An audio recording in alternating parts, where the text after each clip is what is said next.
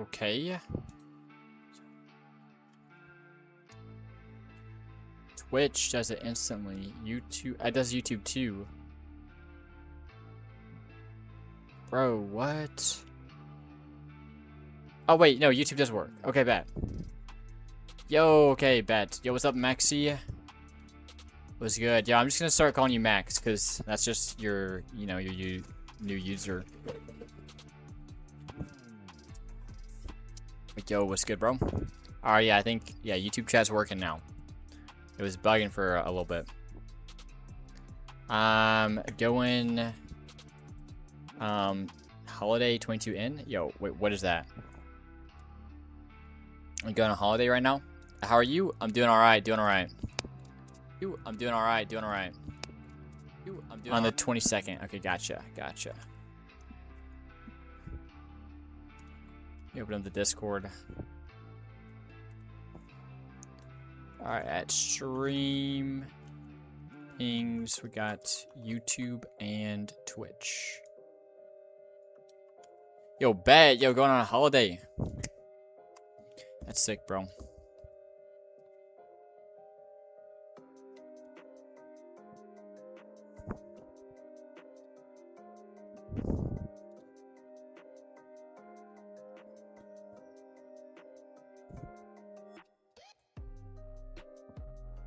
Alright, yo, you're spamming, so I'm gonna have to time. I'm just gonna ban you. Because, hurry up. Yeah.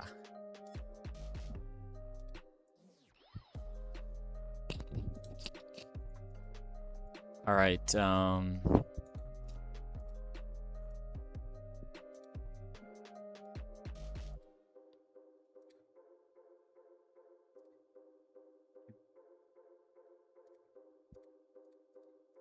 I think everything's up.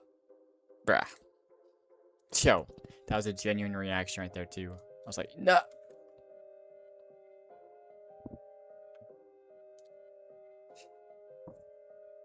All right, bets. All right, yeah, I was saying this last stream a bit. You know, like the stream before all this like happened or whatever. It was like 5 seconds ago. But I'm wanting, yo, so the past couple of times, yo, stream has been like work, and that's all we're doing. Which we're still gonna do like 90% work or whatever. But we might pivot to, I don't know, do some other stuff. It's all Roblox dev. Like I might like watch some YouTube. It's more just to get more hyped about Roblox, like Roblox development. It works now? Yo, dub, yo, let's get it. I'm working on games for a while, and I've done some devlogs and so many videos, yet I can't manage to get any traction, which ends up, like, losing motivation. Do you have any tips or some help? Yeah, we meet, what, like, metric is, like, disappointing you? Is it, like, your game statistics, or is it your YouTube? Because, you know, you said you're doing YouTube or whatever. And also some game stuff. Does anyone get scripting? I'm okay at it. I think, I don't know. YouTube? Yeah, let me tell you. Look, I've done YouTube.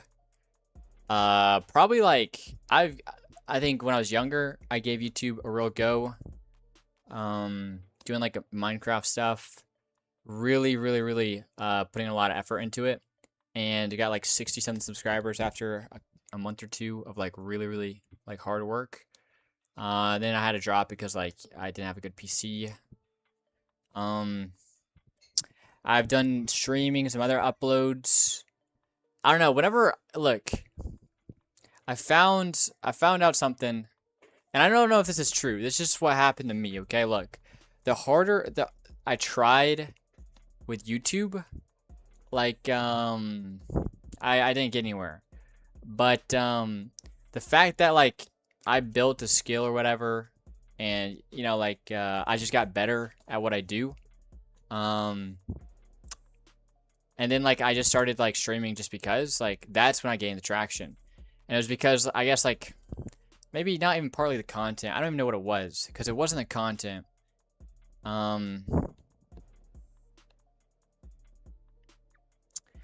yeah, I don't know. I think, look, when it comes to YouTube, figuring out YouTube, if you want to figure out YouTube, you've got to not, like, I truly don't know. If you're trying to figure it out, you got to give yourself time. You got to give yourself a lot of time. So don't, like, try to, like, full-time it, like, full-time work on YouTube for, like, a month or two and then get burnt out because you're not getting results. But more just, like, always have YouTube in the back of your mind and, like, do a video here, do a video there, maybe. See what happens. You know, you could not do a video for, like, 3 months, you know? And then you do it again and just, like, you. And it's the fact it's like, look, whenever you're posting that irregularly, you're not going to gain traction. But you're learning more about YouTube and what works on YouTube. And eventually, from those things, you're going to learn a couple things, maybe. And then you'll have the time one day to actually, like, dedicate some more time again. And then you can go for it with this newfound knowledge. And then you'll have, like, a higher probability on probably taking off. But, like, yeah, I've struggled with YouTube, and I feel like I haven't figured it out. Like, right now, this channel is super, like, it's the craziest, like, most successful YouTube channel I've had. You know, before, the highest I've had was, like, 64 subscribers or something like that, yeah. And now we're at 900. And I don't know why, you know, I succeeded this time and not the last time. I put less effort in this channel. So yeah, I don't know. YouTube is low-key a tricky thing. But I would say I haven't figured it out. But you know what I will say? This is just general advice. Look, if you don't give up, it's not, you know, and it's just so cliche. It's, you know, people say it all the time, but you truly have to never give up. Like, yo, you literally never give up. Like, quitting is never a thought or whatever. You know, you might slow down and might get burnt out, but like never doing it again, like, that's never a thought. You're always doing it. So yeah, never giving up. You will succeed. It's just a matter of time. And the thing is, time might be a long time. It might be multiple years, but you'll get what you want. You'll get what you want. So yeah. Are the changes and stuff uploaded? No. The changes aren't going to be uploaded till Friday, I think. Maybe Saturday. But yo, welcome, Raisin. By the way, Gumatra, appreciate. Yeah, appreciate the congratulations or whatever. I'm low-key, it's actually crazy, bro. 900 is actually crazy. Yeah, it makes sense. I really do. It just so I have something to share and keep going. IDK, it just helps to make videos after bad results. I think in the end, if I stay consistent, it'll work out. Yeah, low key, you should DM me on Discord and just like, yeah, just let me know. Like, you know, I've got a lot of people.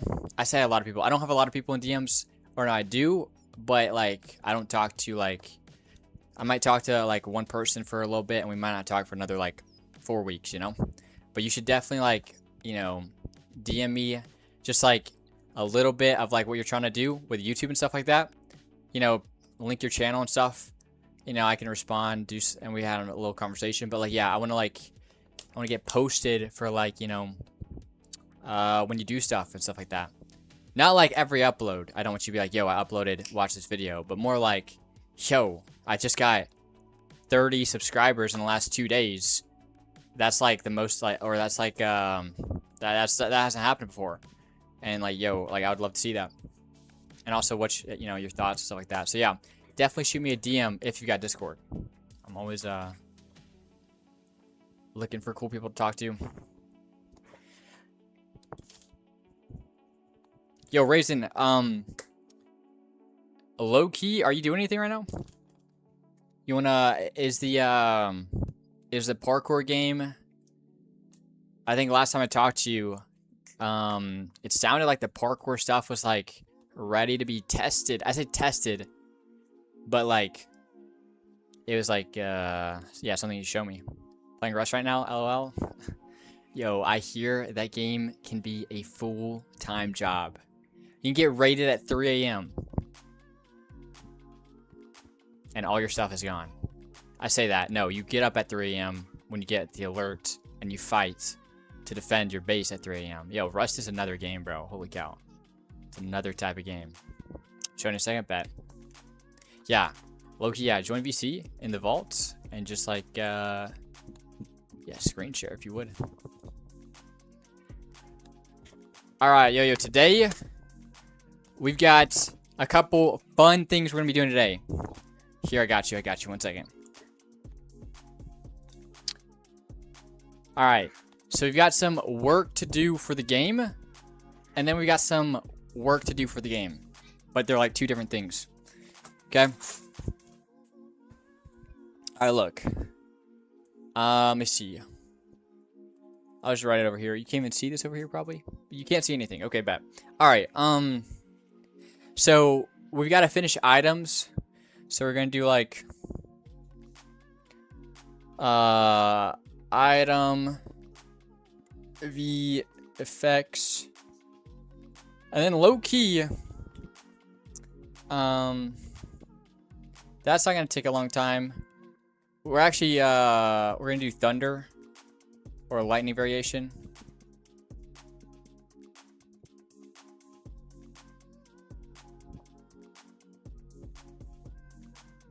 Okay.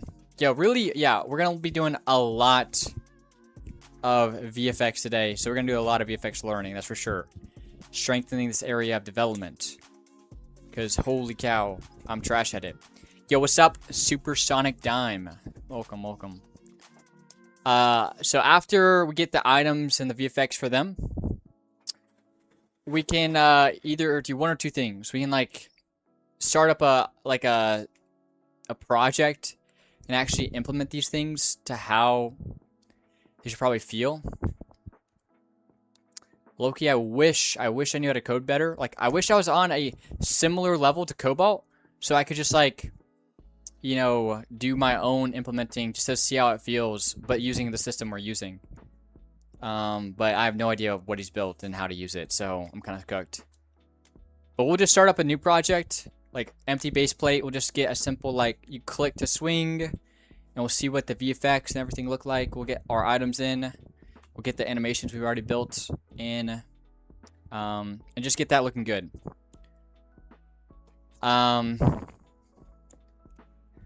So we could build like, what do I call this? New testing place. Setup.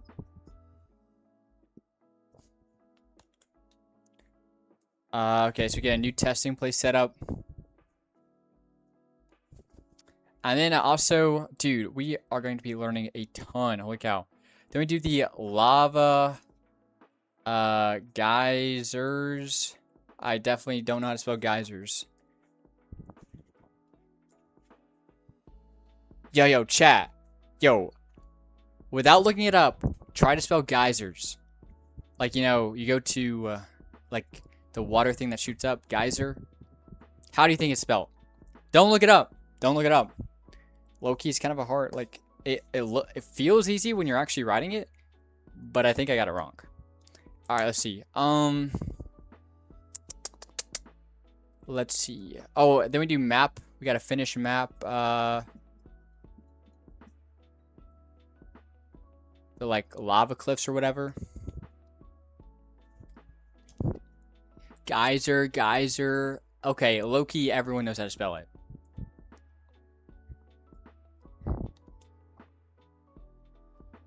I think low-key, hold on. Yeah, I think it's Geyzer. Okay. I spelled it Gysers. Wait, hold on. This is how I spelled it on the whiteboard. Wait, hold on. Yo, rest in peace, bro. That's not how you spell it. That's what I did on the whiteboard, bro. Okay. We got finish map. And then I low-key don't know what to do after that. Then low-key do some more test play stuff. Probably like gems. And maybe like We could also build some like map props. Those are always good. We could do just some other stuff. We're gonna do a couple like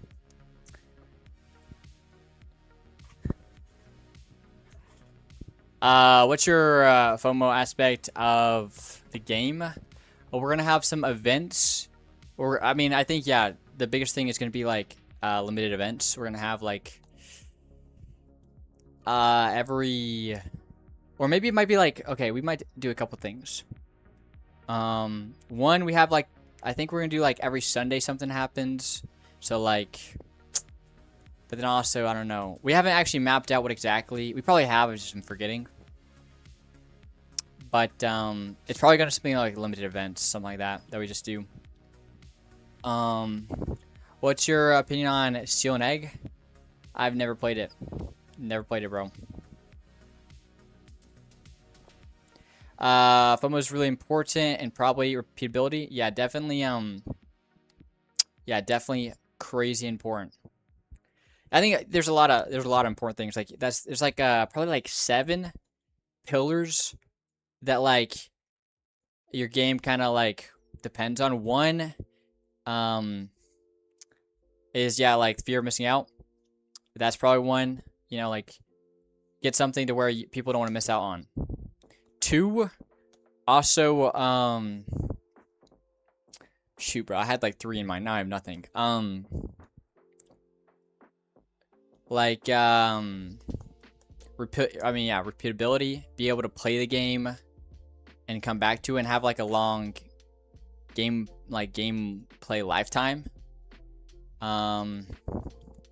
Also 2, you want it to be like satisfying / enjoyable / fun.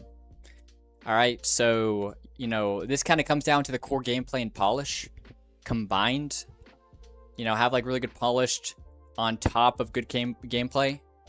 And then also like dude, I had like 3 in mind when I started this. Now I have nothing. But yeah, I definitely know. Yeah, dude, I'm definitely with you. FOMO is definitely important, bro.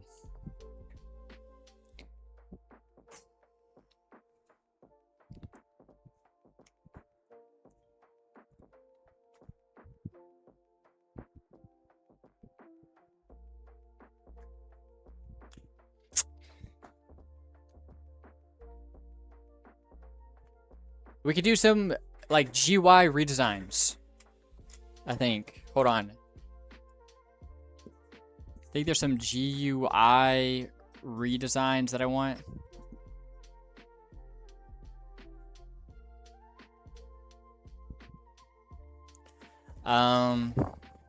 Maybe we play the game for a second. Let's like I feel like, hold on. Also probably being really simple because it needs to be for a wide variety of ages and audiences, so not a really overcomplicated loop. Yeah. I would actually re-describe that as easily understandable. You know, you could actually probably make a pretty dynamic system, but it has to be very, very easy for the player to digest and understand. Like I can't give an example right now, but yeah, that's what I'd say. All right, I'm gonna play the game for a second.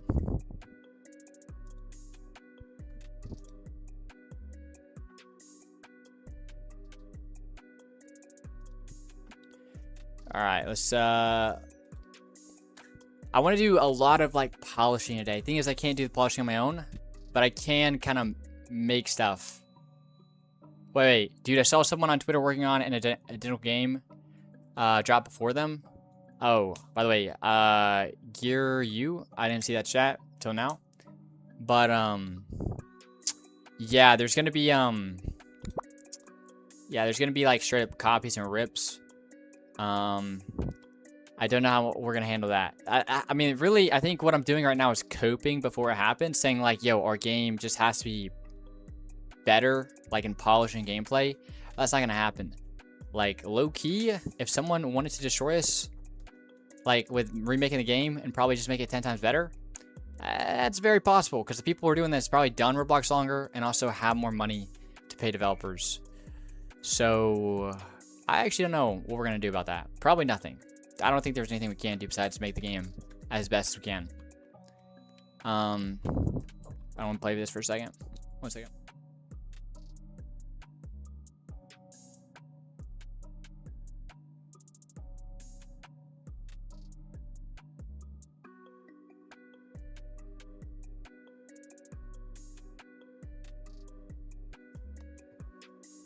Steal an egg has an interesting system where YouTube Shorts play while you're on the treadmill. Do you think it's genius or just brain rot? I mean, it's just like, it's kind of like leaning towards the trend that like,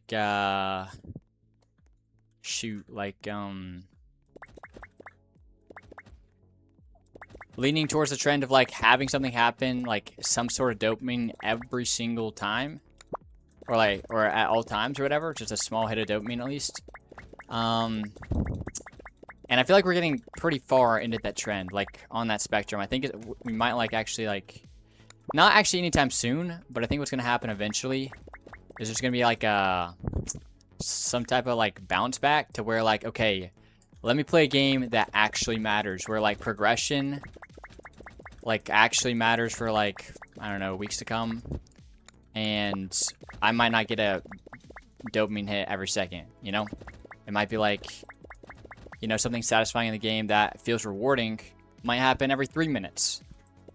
But it feels, you know, feels more substantial. I think that, I mean, inevitably is going to head back in that direction, but I don't think anytime soon. Low-key, yeah, I don't like the current trend with like every single second just trying to pump in as much dopamine as possible. It just feels a little bloated, but it's just the current trend right now, and I'm going to be playing into it as much as I can.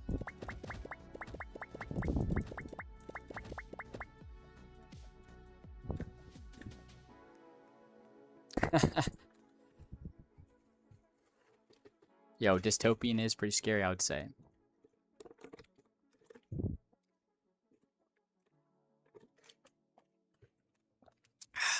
I mean, it's genius in the way where like it's making them probably a ton of money.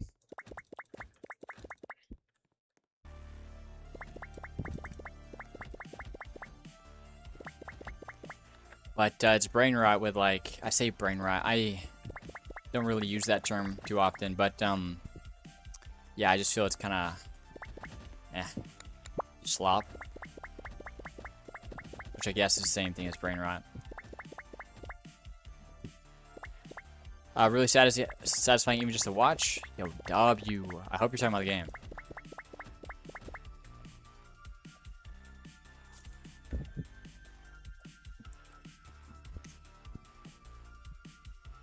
Okay.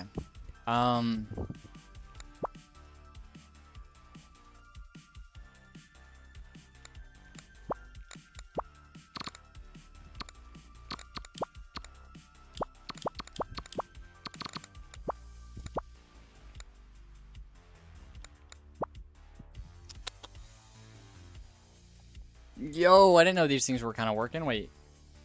Oh, no, they're not. Okay.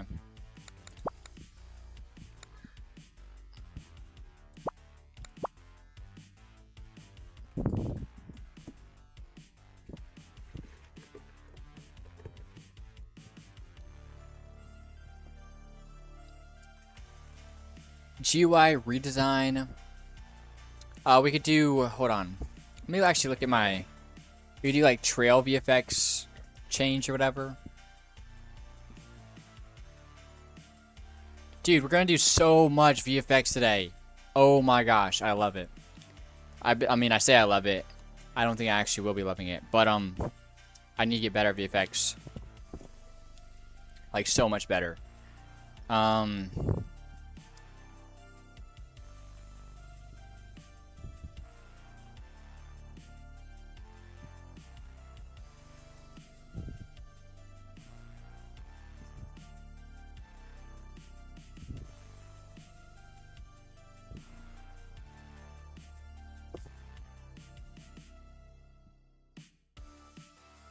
Just writing stuff down. Hold on. So we're gonna do some different impact VFX variations depending on your strength. We'll do some VFX like trails or whatever on like weapons or whenever you hit a noob super far. Let me see. We could do like border. Shoot, hold on.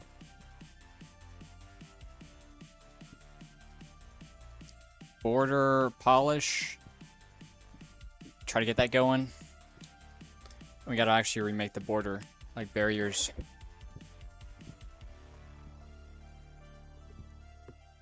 Is the glow around the money text a texture, or is there something like that in Studio? I think it's a texture. I think. Actually, no. I think it's like some sort of gradient. I'm not quite sure. Let me see. I think it should be in here, actually. Hold on. Or maybe...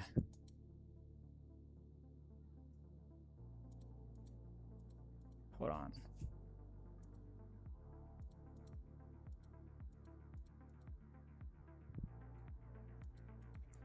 Yeah, I don't know where it would be, actually. Hold on.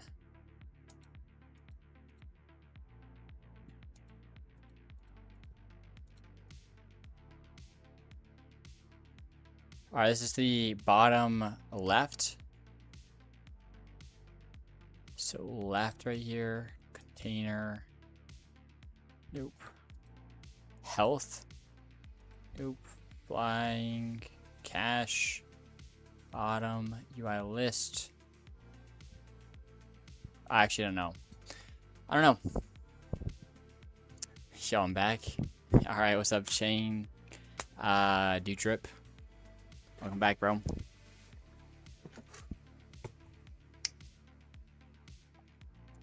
You think you've been player's UI?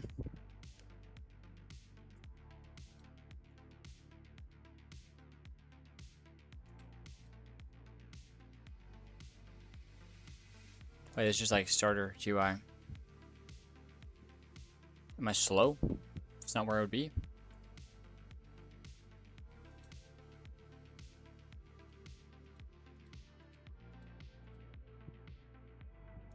Yeah, I think that's where it would be. Okay. Alright, I think we actually got a lot of stuff on the to-do list. And a lot of stuff is actually going to be fun. Oh, player's UI is players, then your player? Okay, gotcha. 1 second.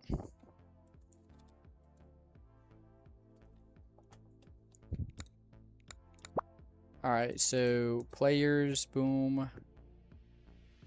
Players UI, boom.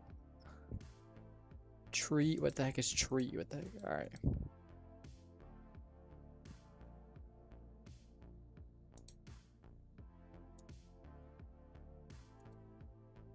Oh, this is cash right here, boom. Currency.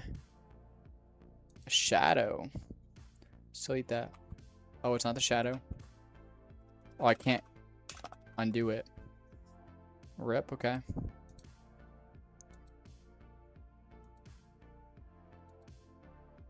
UI. Wait, right. No, it's not that. No, it's not that. Oh, bro, I don't know what this is. Alright, bet. Yeah, my bad. I don't know. I mean, you could do it with an image. That's how maybe I would do it. I don't know, actually.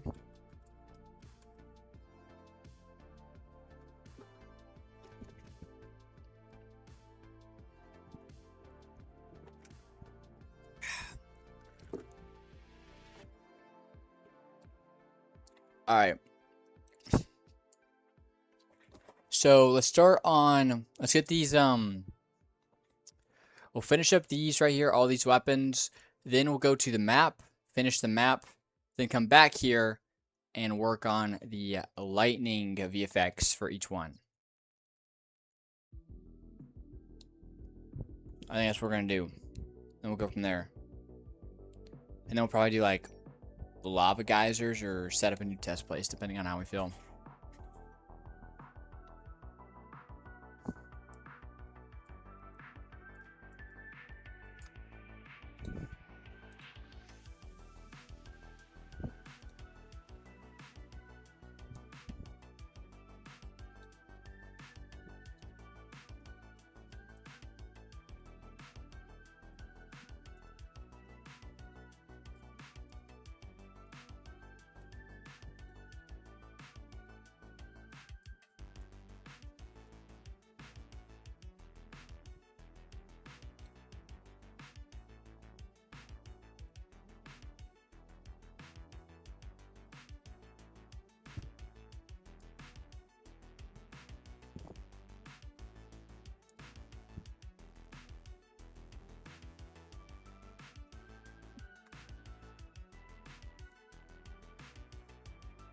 Alright, this will be the void X.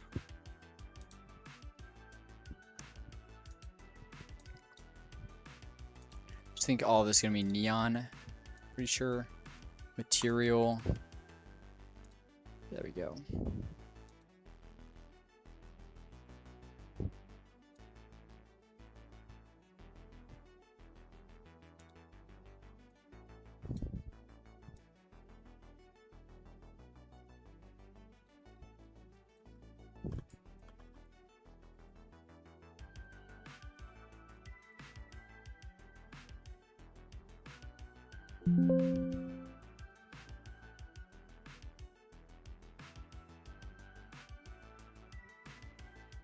No.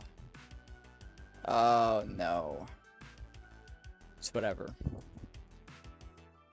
Forgot to finish this model. It'll just be something broken in the game. I say broken. Be a little Easter egg.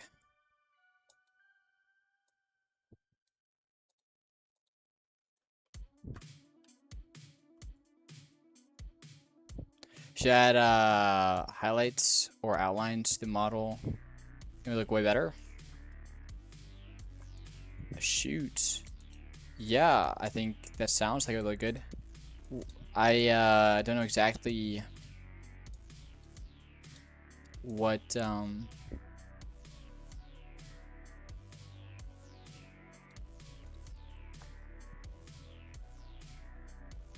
would like be. Would that just be like what? I think there's a highlight you can add or something like something like this right here. Is that what we're talking about? I think I'm gonna go play around with that. See what it looks like. Admin abuse? No, we're not gonna do any admin abuse today.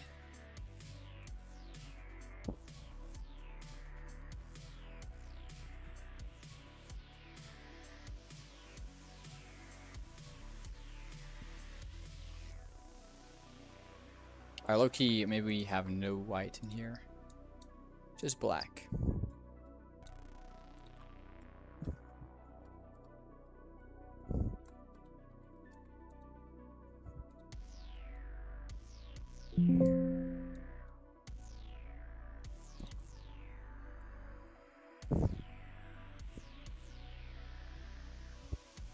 Make the background of the highlight transparent. Yeah, the overlay. Yeah, gotcha.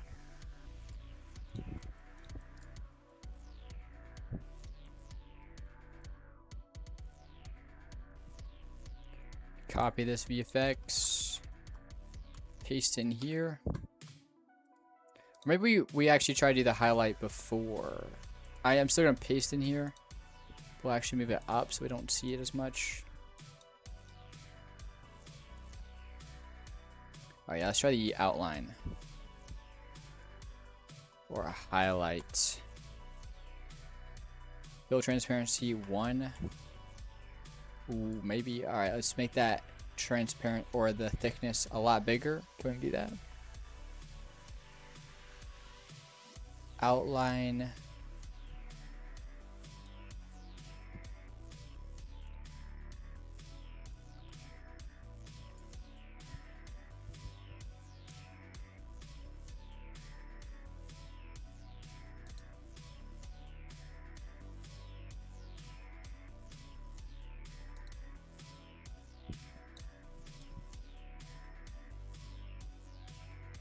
No, you can't, unfortunately.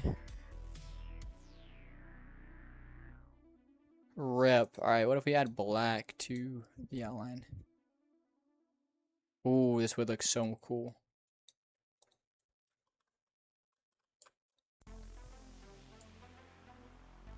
Yo, yeah, what about this one? Oh, I can see what that looks like.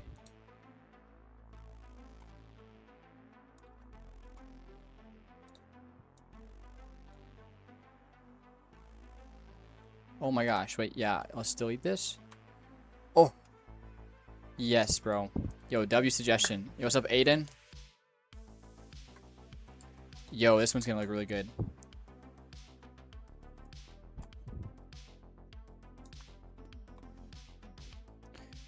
You can tell me you're alive. Yo, I pinged.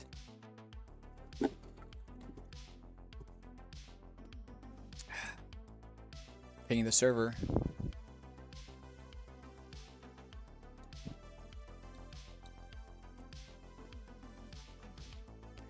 Shoot, is there a way to not have it like outlined like the Z offset or whatever? Because that might actually be a deal breaker. Yikes. Because you're going to see this through your character.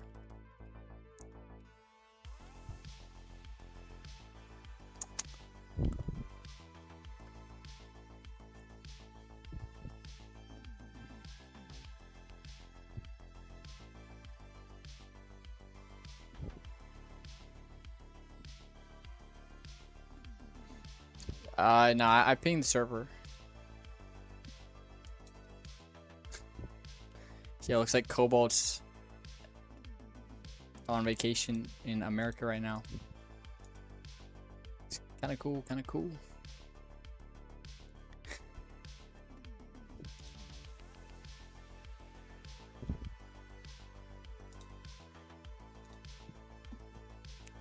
Yeah, shoot. This thing was a pretty good idea.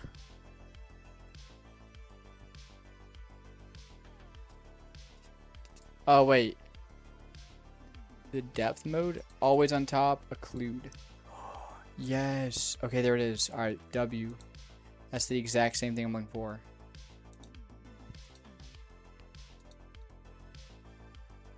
Perfect. So it's not a deal breaker. Oh, you don't have the stream pings on? Oh, I gotcha, gotcha.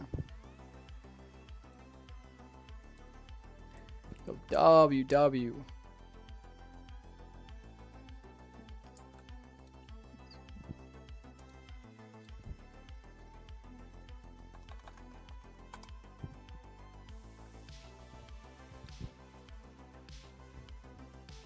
Yo, low-key, I kind of like this one better.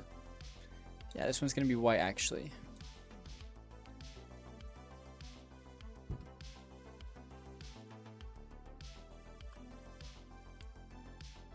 I'm going to try this one, but with white, I might be, like, torn. Yeah, I think this one's better. Maybe more subtle white or just black. Probably like this, maybe.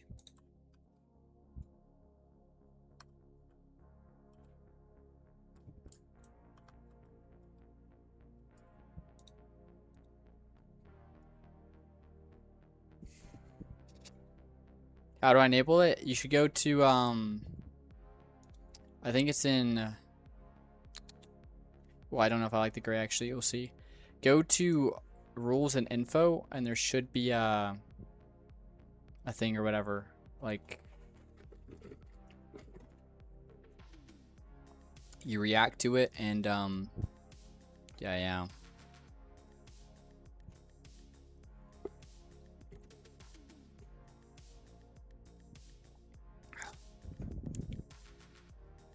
Yeah, maybe a bit brighter, actually. Hold on. Not that gray.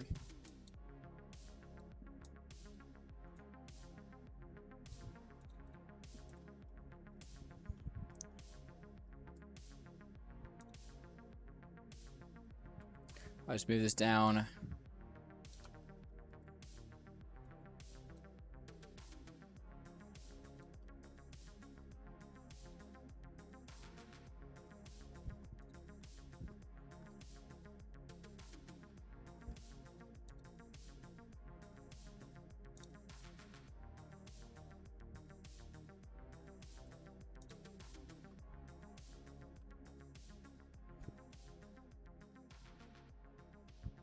Bro cooked with the defects? Yeah, I think they're alright. Low-key, I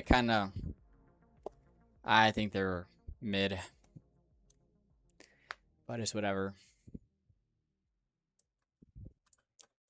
Alright, yo, W with the suggestion right there with the highlight. Looks fire.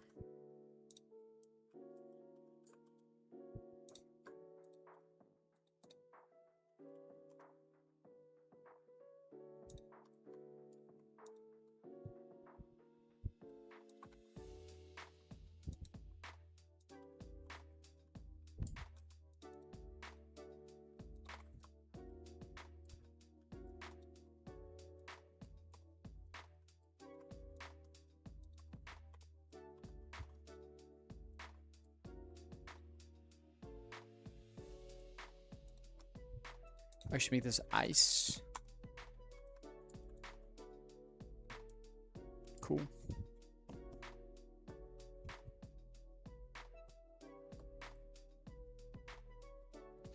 Are those pickaxes from the toolbox or not a model? These are one they're like just axes or whatever, but yeah, I modeled these or whatever, or some of these.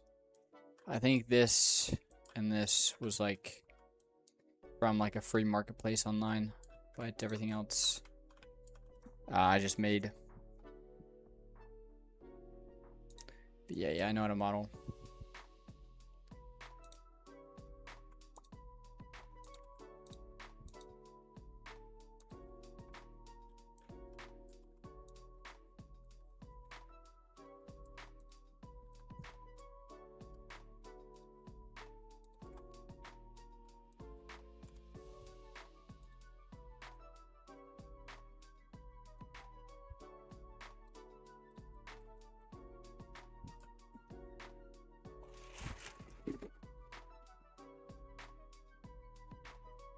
Blender's too much for me to comprehend. Low key, yeah, Blender's a lot. Been doing Blender for a long time.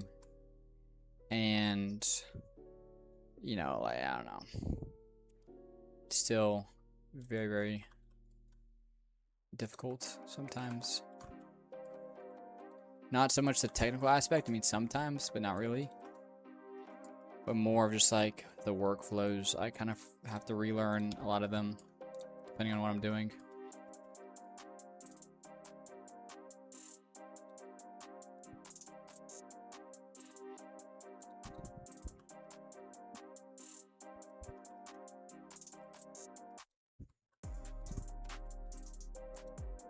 Oh, what drink is that? I think it's a Dr. Pepper. It's like a fountain drink or whatever.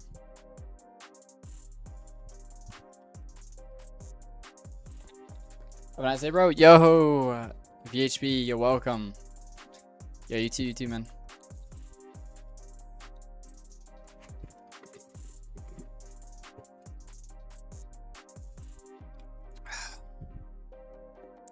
I guess goes with anything. I mean, it took me almost 6 years to actually get good with scripting, and I'm not even that good still. Yeah, I feel that. But I feel like no, I feel like low key.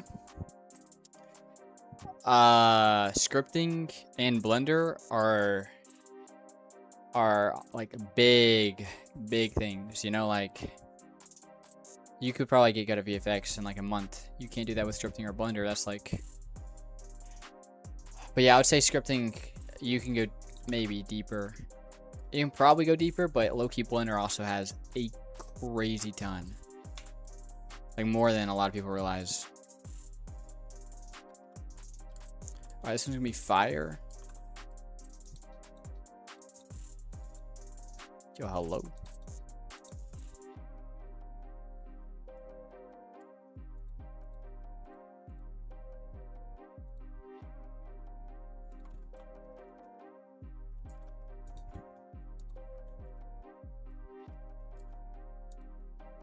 Like a crazy ton, bro. Holy cow.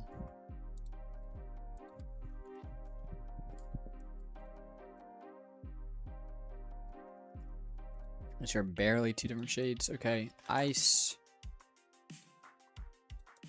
neon. Looks cool though. Also, yeah, I've seen a lot of people that script, but they still use AI. Yeah, I've seen. I mean, yeah, I think pretty much everyone who knows about AI uses AI.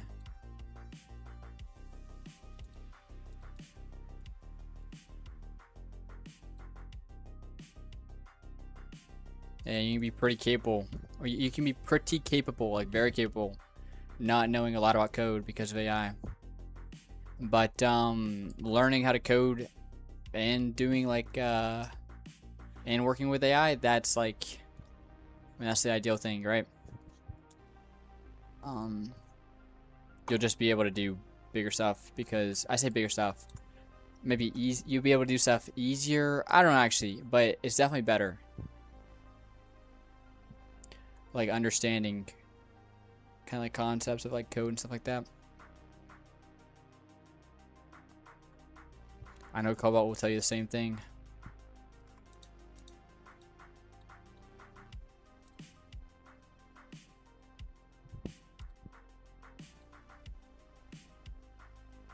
What am I doing, bro?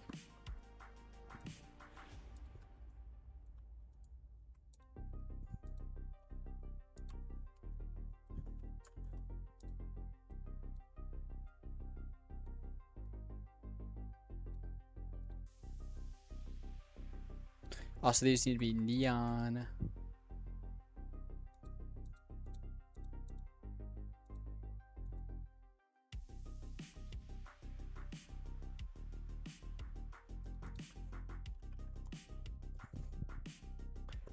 Question, why do programmers just have all these weapons and stuff lying around, and how does it not show in real game?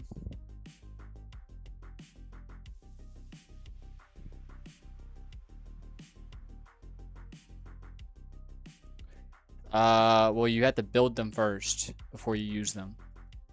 And so, yeah, I'm building them right now, and then we'll probably like put this in like server storage, and then you kind of like, whenever a character has the item, as in, you know, in their inventory, and they pull it out, you just like either clone it or clone it from like the server storage and spawn it in their hand, and then boom. Yeah, I mean, you got to build it.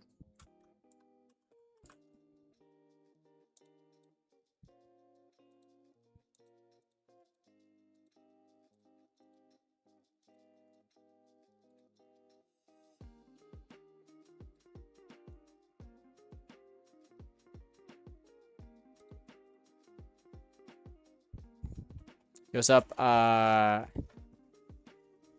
Nick Tricks? I keep on saying your name wrong, sorry.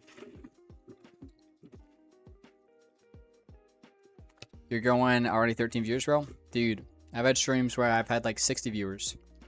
I think when Derp, like, that was without a raid.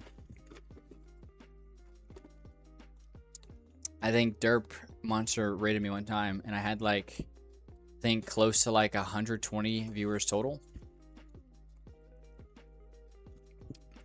Pretty crazy.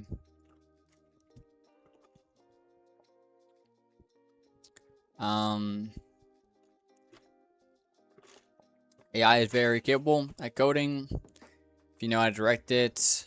I do a lot of full stack development. If you don't specify the requirements, it'll just output the simplest broken code, LL.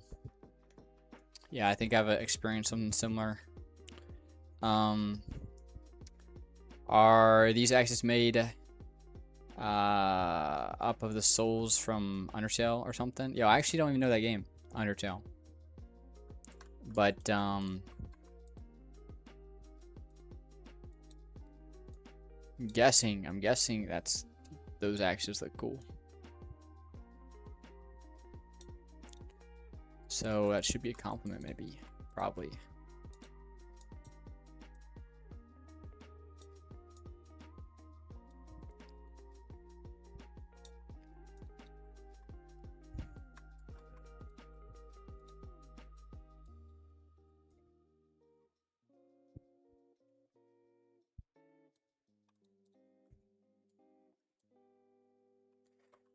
But yeah, low-key, I think I just found these, like, these were some, I think I saw a design of these axes on a marketplace, and I downloaded them.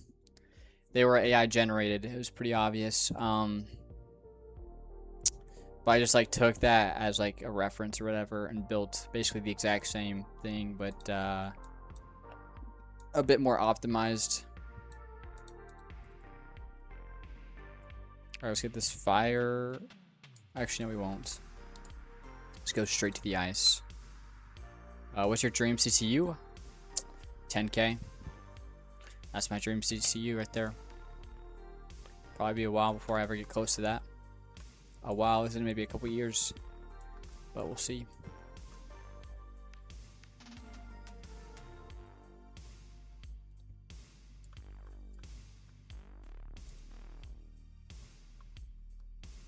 Alright, first let's do all this to neon. Then we do the right here to ice.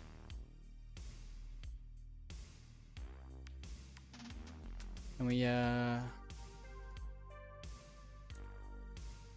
boom, boom, boom.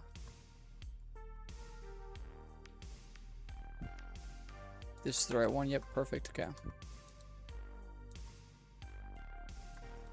Dude, this ice texture I'm loving. You do it, yo. Appreciate it. Appreciate it. Alright, this one's gonna be a little transparent. I think it's like 0.3.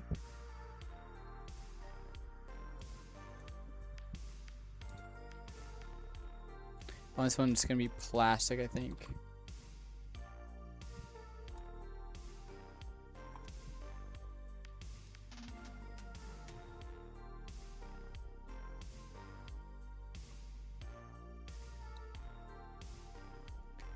I'm still trying to learn how to make better VFX, but have only done one thing, which was make some of it spawn in fast and die out fast, or make it stay at the same spot. And make it turn. Gotcha, gotcha. Yeah, low key, I need to like practice like sequences with VFX, like where you have a chain of different like VFX events, but they all happen at the same time. I say same time, one action or whatever. But yeah, I need to practice that low key.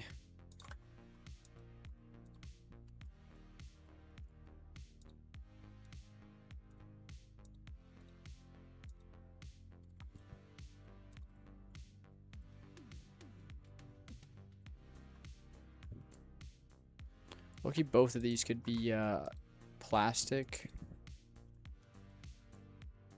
with like a 0.3 transparency. Probably not actually. I don't know what that sound was from my mouth. Low key, I'm gonna check the audio right now for the stream. Go. Testing 1 2 3. Testing 1 2 3. All right, it's fine. Audio's fine. I know at the beginning of the stream, it's pretty bad. Let's go. Yo, keep up the good work. Yo, appreciate it, man. Did you make the VFX by yourself? Yeah. Streaming even to no one might be the strat for me, because it's nice to talk while deving instead of just instead of knowing you're talking to yourself. Oh, yeah, I get you, bro. Yo, W.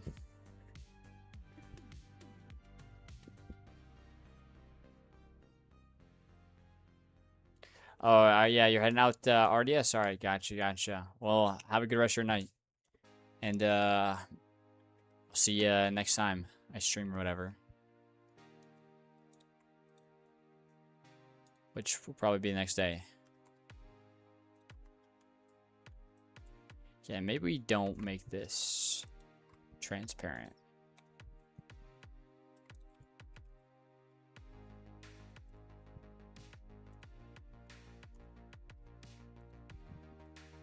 Yeah, just like this, maybe.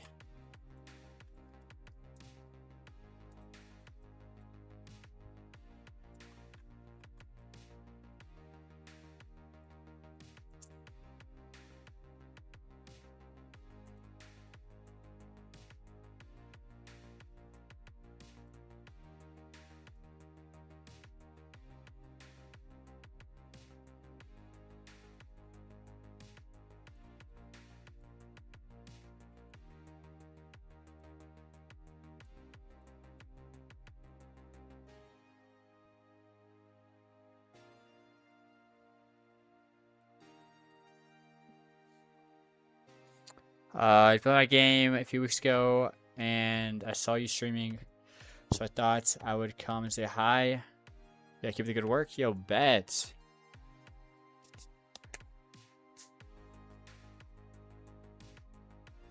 Yeah, appreciate it, man. Do you already play Doors in Roblox? No, I don't think I've played Doors once. I played like some similar games. that are like like the same concept as doors, but you might be like scuba diving or something weird like that. Say something weird, something unique. But I'm gonna be real, I don't really like fancy those games. Like, I mean, they're good games, they're just like not my type of games to play in my free time.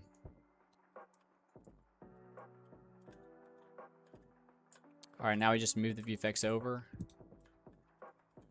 Alright, before I do that, I'm gonna go use the restroom. But, yeah, BRB like 1 minute.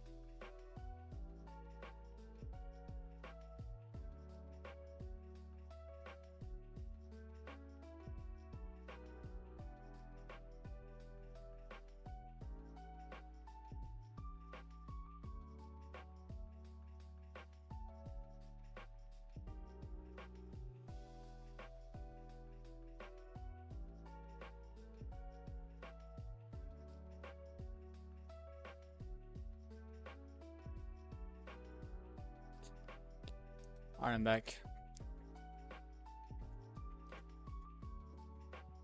Let's get these VFX going.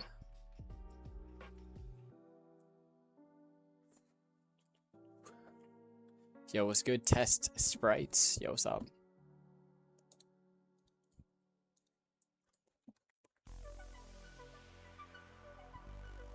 Yo, test sprites, low key. You should show up to the next like game test.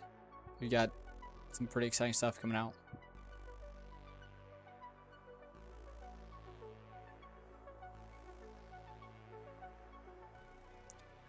A lot of changes. We're honestly high every time. Lameo, yeah. Yo, but I see you every time. Like, literally 99% of the streams, you pop in. How's it going so far? Yo, it's going pretty good. Getting some good progress in. I say that. I low-key think I should be doing more, but whatever.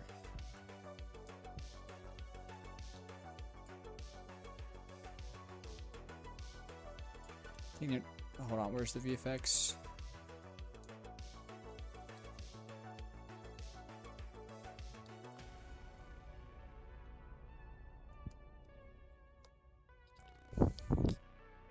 Also, the other day, were you for real about what?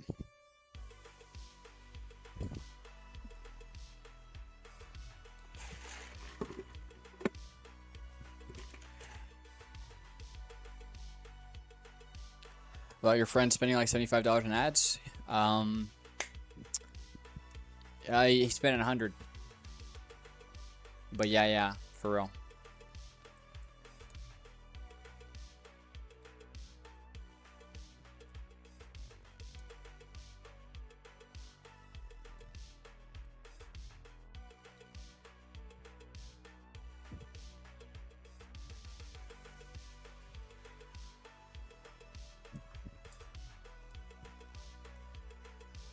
Dude, can y'all tell I'm low on caffeine?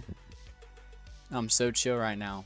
Dude, if I had like my daily 100 milligrams, I'd be like, yeah. Or doing something, I don't know. But yo, right now I'm just like, yeah, I was for real. just continue to do my stuff. Low-key, normally, not being super, like, energetic to me is kind of a buzzkill. It's a weird thing to say, but, like, being energetic when working is, like, so fun. And being, like, you know, chill and, like, soft, like, so it's, like, it's more boring. But right now, I'm chilling. I'm totally fine, bro.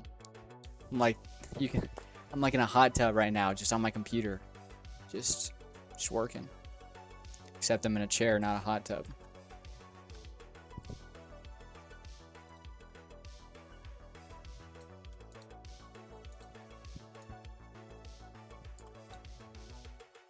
Yo, this is pretty cool. Could we make this a bit lower?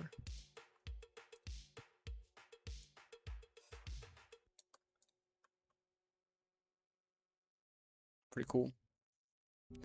Every morning I go to my local Tim's to get a nice coffee. It's like a daily need. Yo, yeah. Low-key. Yeah, I've actually noticed myself, like, depending more on caffeine than I would like. Like, I don't want to be that person who, like, needs their caffeine boost in order to work. But I will say it's fun. It's definitely fun. It's fun to work like that. But,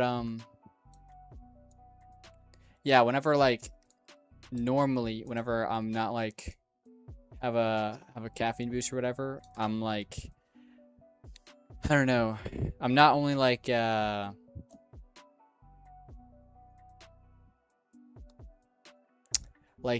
kind of, like, almost, like, a little sad. Like, it's just, like, don't even want to work on the game. What am I doing? You know? But, yeah, I mean, right now I'm chill. This is perfect. You're in Canada? Nah. Do you already have a successful game before this one? Like 10 CCU in an average? Yo, I saw that, and I actually saw what Raisin said first before I read that. 10 CCU is successful in what world? LOL.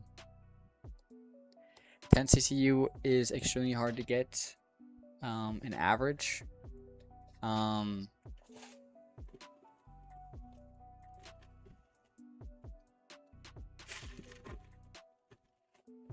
Like 40 to 100 with ads alone. Yeah. I think y'all are just like talking about two different things. Like one person's talking about like a game they made that they're proud of, but they're not like doing it for a business. And then yeah, Raisin, you're talking like you're doing this, you know, this game is your business, right? You're building it. You've been building it for like, you know, 8 hours a day for like the past 3 months. Yeah, they're just like two different types of games. But no, I haven't had a game with 10 CCU before this. Yo, Raisin, what do you think about us spending? We're spending however much $100 in credits will get us, but for a week. I'm thinking that's expensive, but yo, Cobalt was like looking into that, and he was saying like that's like the recommended amount. You do like it was like this many ad credits and came up to $100. Like, is that what you spent? I think I definitely asked you this multiple times before. But I'm thinking you spent like around like 60 like dollars worth of ad credits. That's what I remember. But I might be mistaken. Yeah. Is $100 of ad credits a lot? Like yeah, what do you think about that? Ads get you to the algorithm if it's good, if it's a good game, but they won't last long if it isn't good enough for the Roblox algo. Yo, facts, bro. Literally facts. All right, then we got normal. Boom. Okay, now we do the toxic one. Let's copy this one.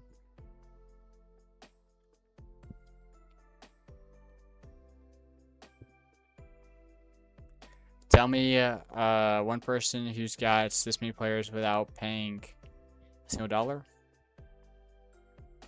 Yeah, say money, don't have to, but it's the easy way or easiest way. Yeah. I mean, you either have to pay money or have some other funnel, either a small community. I say small community, actually a medium-sized community to actually get enough players to get enough like data for the Roblox algorithm. You'd probably have a pretty decently sized community for that. Or you just like are really good at like making like social media content about your game and getting players that way. Yeah, you'd probably be pretty good with that. But yeah, you gotta spend some money.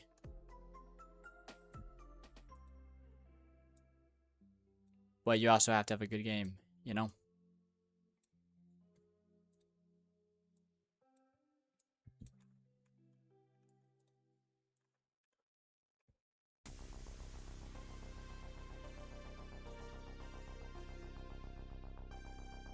How's everyone's day? Yo, my day was pretty good. I think. Let me think. Ooh, my day was okay. I'm not gonna say it was good. It was okay. Yo, I woke up late. That's why I was not good. It's just okay. Yo, one day I'll start streaming at like 8 a.m. my time. One day, bro.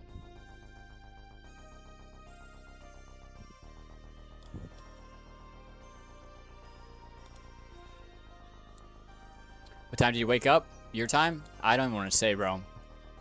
I mean, I went to bed, I think, at 2, 3 a.m. I forgot which one. But I woke up at 12.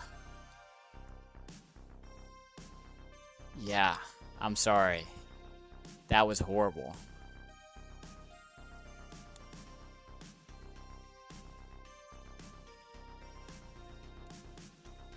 Yeah, I stayed up crazy late. Yo, I didn't even think I was staying up late, bro. You know, like, whenever you're staying up later than normal significantly, you feel it. Like, you're like, shoot, I'm staying up late tonight. Me, I just felt like I was nothing, and it just turned out to be 3 a.m., bro. Holy cow. When there's nothing to wake up to, it gets bad for me, yo. I know how that feels. You know exactly what you're talking about, bro. Too well, too well.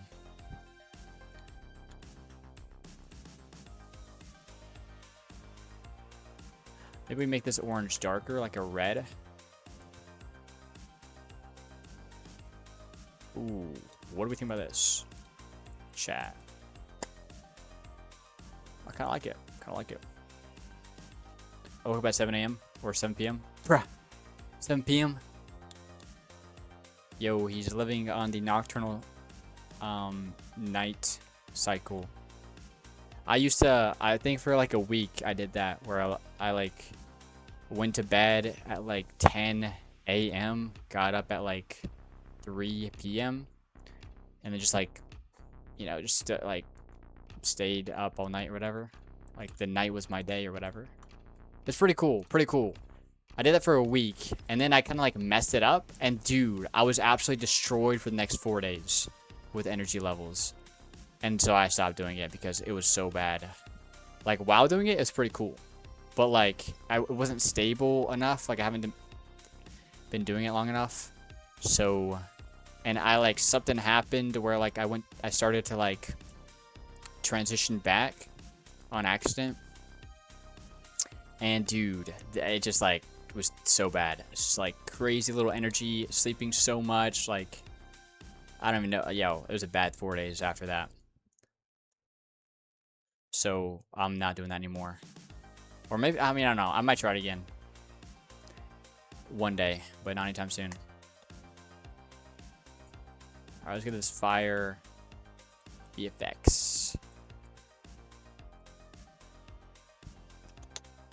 Paste into.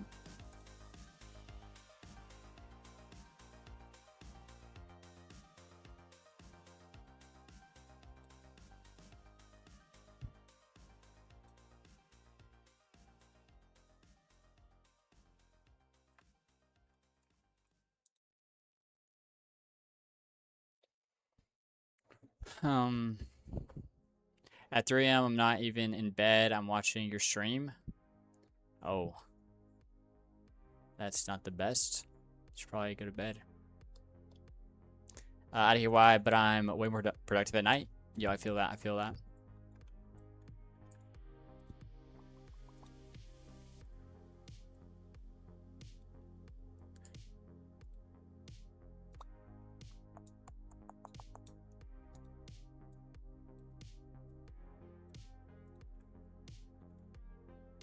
Boom. All the VFX are done. We could have outlines for all of them, but I think I'm just going to leave the outlines for like the ultra rare, which is the void right now. Oh, we actually got to do gloves too.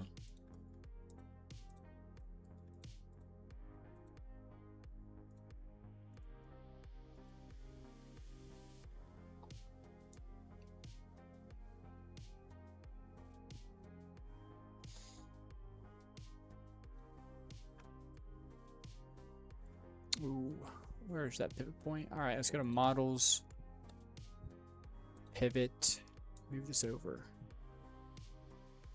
Shoot, I think I kind of want to make some geometry to these gloves.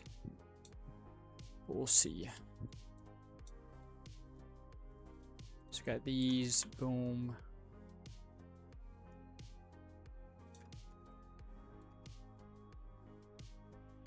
Void, poison, fire, ice. All right, we need one more.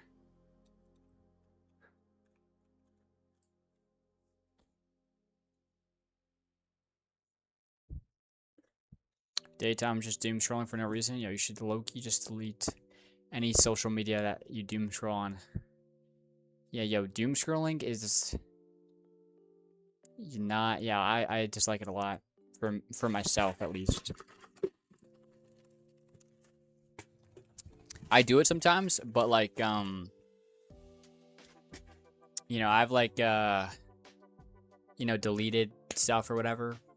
I don't have a big social media presence when it comes to like friends and stuff like that. Like so deleting like Instagram is like not a problem for me at all. So yeah, that's actually helped a ton, just not doing that stuff. But I have Instagram installed right now, so I do kind of watch some reels sometimes. I forgot the game was Punch a Noob. I saw a lot of X, LL. Yeah, it's gonna be changed to like Hit a Noob or whatever.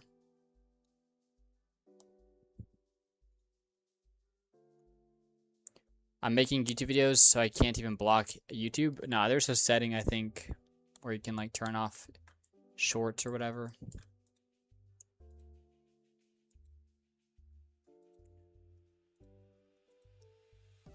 Alright, so these are regular, so we'll actually leave these alone.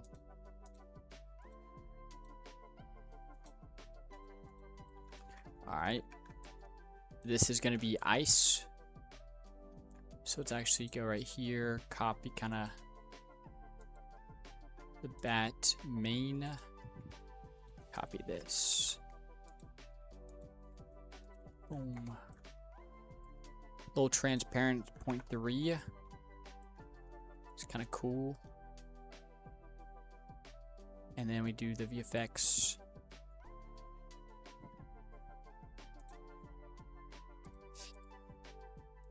Copy. Paste into. Scale is a lot more down.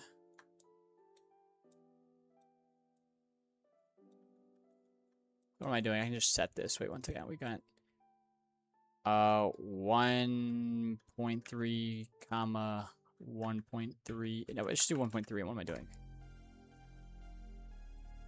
Rotate this 45 degrees.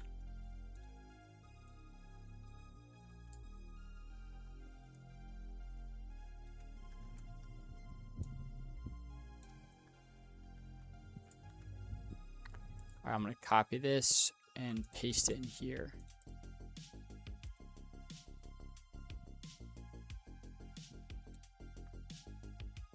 Perfect.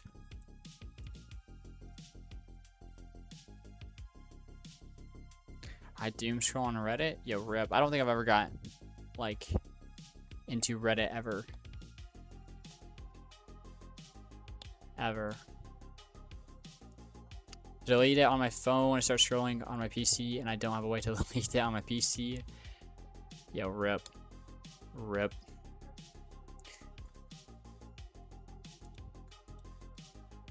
Yeah, that's where the self-control kind of like comes in. Like you either like forced it, or you just it's not worth it.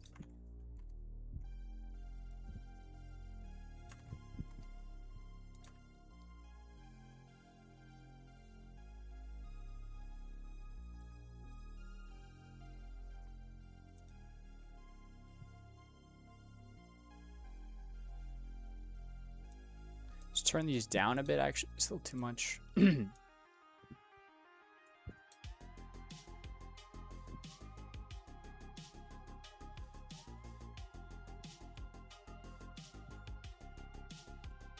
Copy, paste it into here,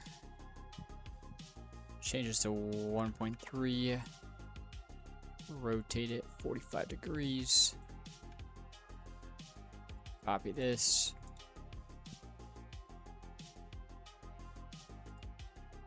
paste into right here,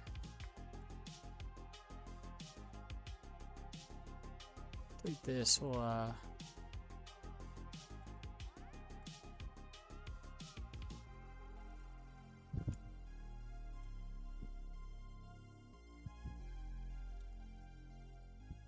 yo, what?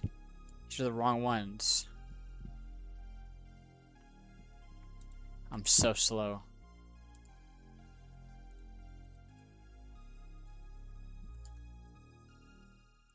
Instagram Reels are the best. Yeah, I think Instagram's algorithm is low-key goated. Sometimes.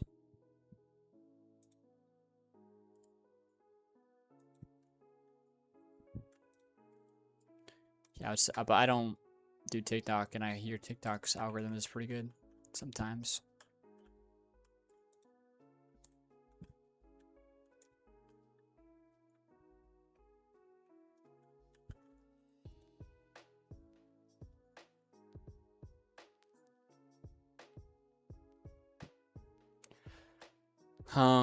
I have it already installed, but it bugs out sometimes and resets the timer for no reason.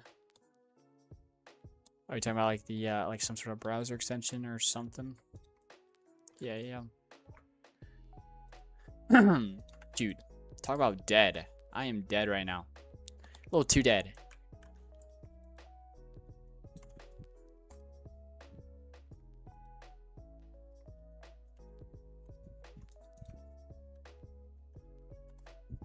Yeah, we gotta turn this down definitely.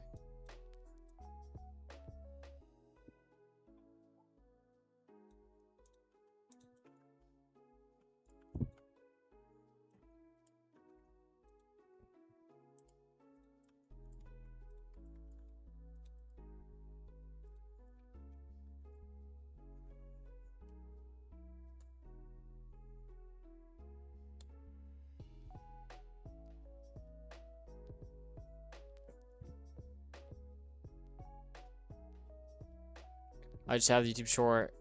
LOL, I'm the only one who doesn't have TikTok or whatever. Yeah, I don't have TikTok either.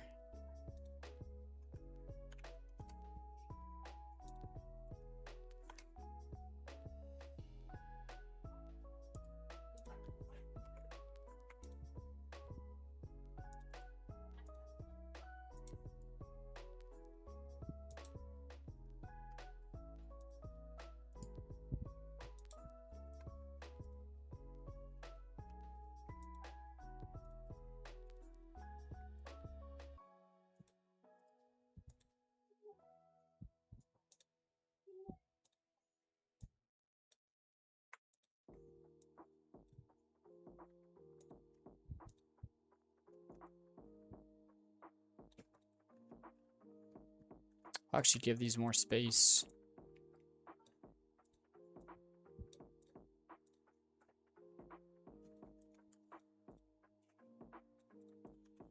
Something like this, yeah.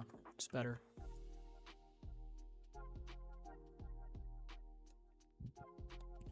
be a bit like, I feel like the glow on these should be a bit lighter.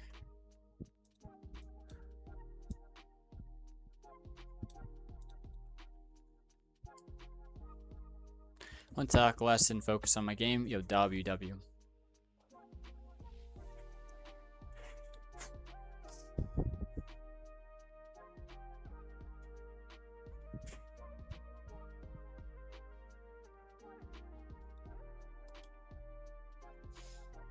Yo, y'all know Founders Podcast? Yo, let me introduce y'all to a Founders Podcast. I think we're going to be listening to that in the background. W Podcast. Yo, I actually don't know how big Founders Podcast is right now, but yo, my brother introduced me it. When it was like 100 subs or whatever. Or like 400 subs, 300 subs on YouTube. All right, let's look it up. Founders Podcast. How much subscribers do they have right now? 279K, bro. Holy cow. I was there when like 600. They just do like entrepreneur stuff or whatever.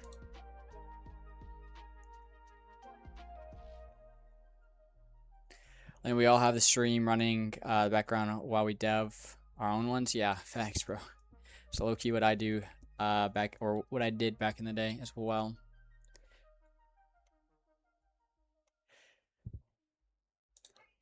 All right, yeah, let me pull up like one.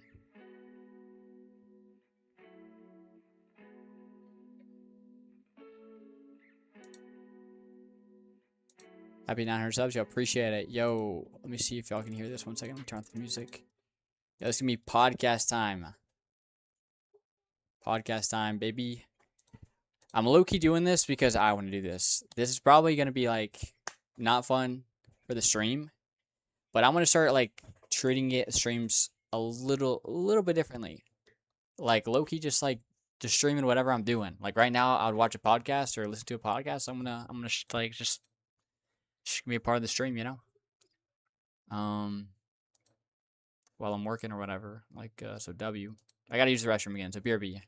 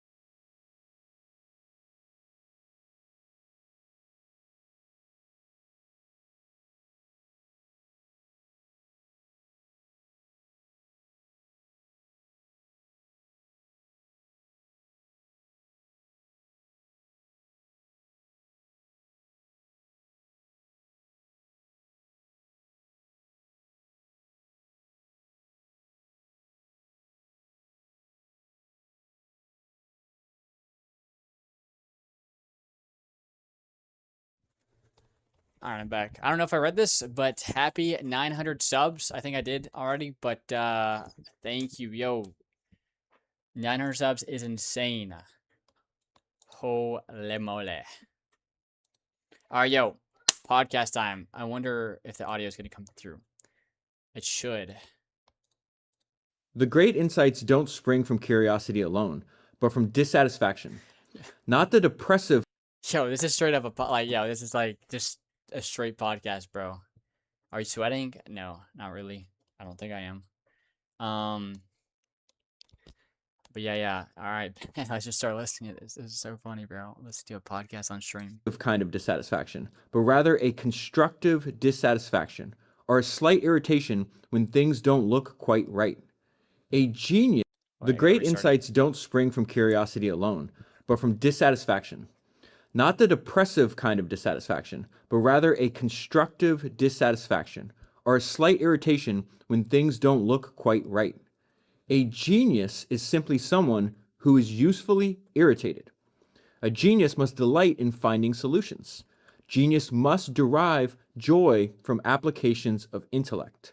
Claude Shannon once said, "I get a big kick out of seeing a clever way of doing some engineering problem, a clever design for a circuit which uses a very small amount of equipment and gets a great deal of results out of it." For Shannon, there was no substitute for the pleasure of seeing net results. So how would such a person go about solving a problem? Shannon proposed 6 strategies. Strategy number 1. You might, he said, start by simplifying. Almost every problem that you come across is befuddled with all kinds of extraneous data of one sort or another. And if you can bring this problem down into the main issues, you can see more clearly what you're trying to do. Simplification is an art form in and of itself. It requires a knack for exercising everything from a problem except what makes it interesting. Number 2, encircle your problem with existing answers to similar questions, and then deduce what it is that the answers have in common. You'll need a vocabulary of questions already answered. You can call this. Yo, I remember back in the day when I used to listen to these and be so hyped to work, bro, to just be on the grind. Yo, and that's low-key why I'm like listening to these guys again. I say these guys, just one person. There's just like, I don't know. There's some sort of like, I don't know, it's not stigma, but something about it, yo, like whenever I listen to stuff like this, like, bro, I don't know, I just like get more excited. Even though it's a low key, bro, it's, yo, he's reading this monotone, not really, but like it is flat dialogue or whatever. But yo, I don't know why. Yo, just all right, I'll stop talking. This ingenious incrementalism. Problem with existing answers to similar questions, and then deduce what it is that the answers have in common. You'll need a vocabulary of questions already answered. You can call this ingenious incrementalism. As Shannon put it, it seems to be much easier to make 2 small jumps than 1 big jump in any kind of mental thinking. Number 3, restate the question. Change the words, change the viewpoint. Break loose from certain mental blocks which are holding you in certain ways of looking at a problem. Do not become trapped by the sunk cost, the work that you've already put in. There's a reason, after all, why someone who is quite green to a problem will sometimes solve it on their first attempt. They are unconstrained by the biases that build up over time. Number 4, break an overwhelming problem into small pieces. Many proofs in mathematics have been actually found by extremely roundabout processes. Shannon pointed out that a man often starts out and proves many great results which don't seem to be leading anywhere, and then eventually ends up at the back door on the solution of his given problem. Number 5, invert. If you can't use your premises to prove your conclusion, just imagine that the conclusion is already true and see what happens. Try proving the premises instead. And number 6, take time and see how far it will stretch. Someone always comes along and starts generalizing it. So why not do it yourself? That is an excerpt from one of my favorite chapters in the book that I'm going to talk to you about today. That chapter is called Constructive Dissatisfaction. The book that I'm going to talk to you about today is A Mind at Play, How Claude Shannon Invented the Information Age, and it was written by Jimmy Soni and Rob Goodman. So even though Claude Shannon is one of the most important people to ever live in history, many people don't know his name. I've been telling friends this week the book that I'm reading, and they're like, "Who's Claude Shannon?" And the thing that resonated the most is like, well, Claude Shannon is the reason that Anthropic called Claude Claude. And so I actually broke down this book and my notes on the book in the Oh yeah, Raisin. Sorry, I didn't read the chat. What do you listen to? This it's Founders podcast. Yo, I know. Yo, it's so funny because like, yo, this is like, why are you doing this on stream? It's like it's a little new like approach or perspective I'm taking to streaming. Cause look, at the end of the day, look, I'm not streaming for views. I'm not streaming for whatever. Like I'm low key. The main reason I'm streaming is one to be accountable to myself and also to motivate others because I know like people get some motivation just like putting on a stream in the background or whatever and then working. Um, so yeah, I'm low key just like, look, I'm just doing whatever I would normally be doing. If I like was gonna listen to a podcast during this work session, I'm gonna listen to a podcast even if it's on stream. It might be like weird, bro. It's definitely gonna tank my viewership down, but like for the people who like find it motivating or whatever, um, to like just have something in the background, you know, it's there for them. And also, I don't know, but yeah, it's Founders Podcast. Yo, I I've said this before, but yo, yeah, I knew these guys or this person like when he had like 600 subs on YouTube, and he has 279K subs now. Yeah, kind of crazy. Yo, his goal is to read 1,000 books, bro, and like do podcast things on every single one. And he's like, I think like 300, 200 books in or whatever. It's kind of crazy. Pretty cool though. way that Claude Shannon would break down a problem. So I essentially simplified what I think are the most important lessons and then extracted them out of the book and then organized them in a way I think it's just going to be really interesting for you and I to go over. So one I want to start is I'm not going to go over like, even though there's a biography of Shannon and it's wonderfully written, I'm not even going to talk about really much about his personal life or his childhood or anything else. There's just a certain way and an indifference to the outside world that I find very intriguing by Shannon. You and I have talked about this maxim over and over again, that you mute the world and then build your own. Well, Claude Shannon muted the world, built his own, and then in turn, by doing that, built the foundation of our world, the digital world that we live in now. So I want to start with just giving you an outline of this very unusual personality he had. He says, and there's a bunch of descriptions all throughout the book about how he was, how he approached life, how he approached work that I thought was interesting. Here's a few. He was a man immune to scientific fashion and insulated from opinions of all kinds, on all subjects. A man of closed doors and long silences, who thought his best thoughts in Spartan apartments and empty office buildings. He was a man almost entirely written out of a history that's defined by self-promoters. His was a life spent in the pursuit of curious, serious play, a mind at play. That idea is so important. The book is perfectly titled. So this idea, it's like, hey, I'm spending my entire life just following my natural curiosity, my natural drift. I'm only going to work on things that I'm more interested in. I don't care what other people think. That is, I think, one of the main takeaways from this book. His life was spent in pursuit of curious, serious play. He was that rare scientific genius who was just as content rigging up a juggling robot or a flame-throwing trumpet, both inventions and actually things that he made, as he was pioneering digital circuits. He worked with levity and played with gravity. He never acknowledged a distinction between the two. Rarely has a thinker who devoted his life to the study of communication been so uncommunicative. And so what they're talking about is the fact that he is the person that came up with information theory. The book goes into great detail about how important it is. There's different ways to describe it. In many cases, it's very confusing. This is just a very simple way to describe the impact of the theory that Claude Shannon came up with. All the advanced signal processing that enables us to send high-speed data was done as an outgrowth of Claude Shannon's work on information theory. There's a great quote at the beginning of the book.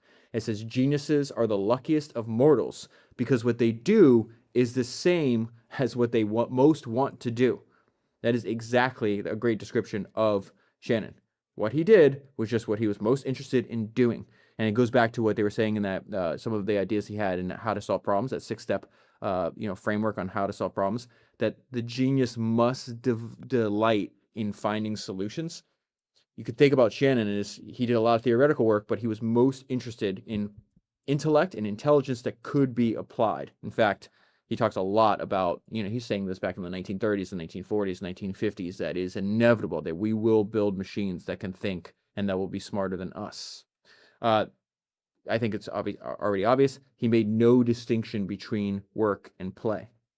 And so later in his life, he gave a series of interviews, and there's a bunch of great quotes from his interviews in the book. And this is one of the ones I found most fascinating. "What's your secret in remaining so carefree?" And Shannon replied, "I do what comes naturally, and usefulness is not my main goal. I keep asking myself, how would you do this? Is it possible to make a machine to do this? Can I prove this theorem?" And the way to think about what he's talking about is like, he didn't look at, the world isn't there to be used, but to be played with and to be manipulated by hand and mind. He loved working with his hands. In fact, there's all kinds of stories in the book, and some of these I'll talk to you about, where he just loved to make little machines, little gadgets, and he went from unicycles to chess playing robots. This is some of my favorite parts about his personality. I read this book for the first time, I think like 6 years ago. I think originally it was like episode number 95 of Founders. And some of these lines are some I've never forgot. He never argued his ideas. If people didn't believe in them, he ignored those people. Shannon could neither explain himself to others nor cared to. He preferred solitude and kept his professional associations to a minimum.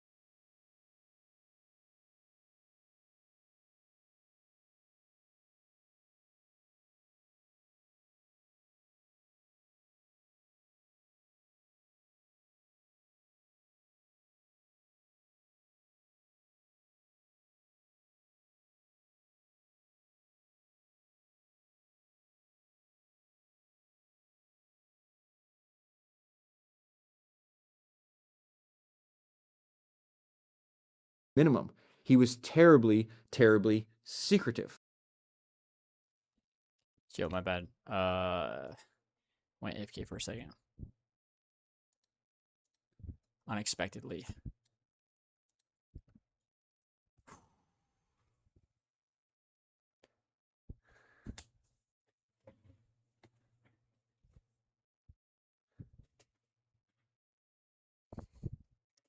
What's up, Sir B.A.?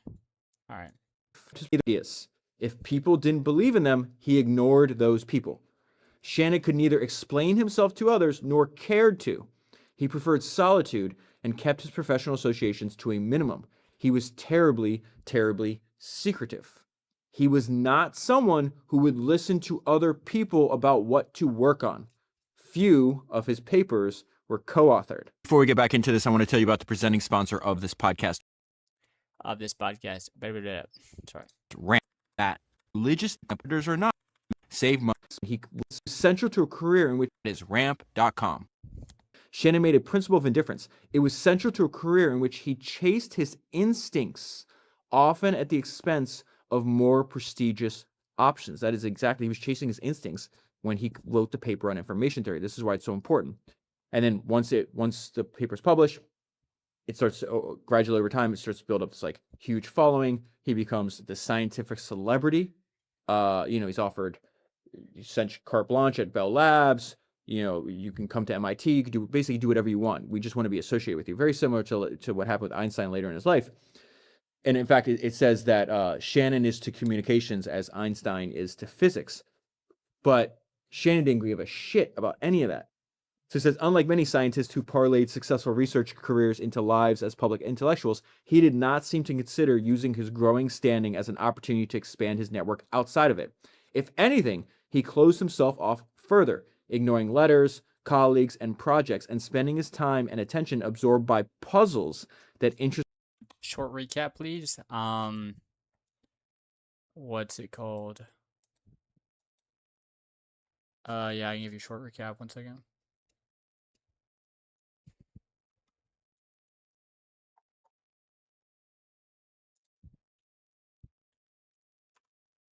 Oh, here it is. Okay, perfect. Short recap. We in Roblox we finished the some VFX. So all these are done and ready.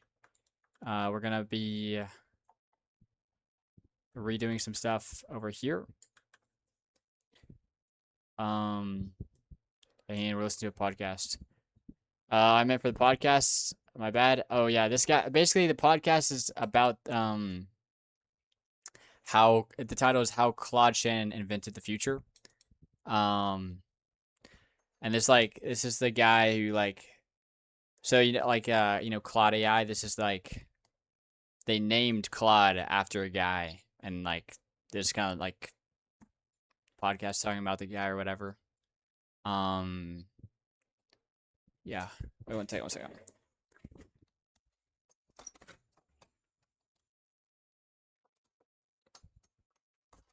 Yeah. Loki, so far I'm not getting much of it. Like, absorbing a lot of it. But I don't know.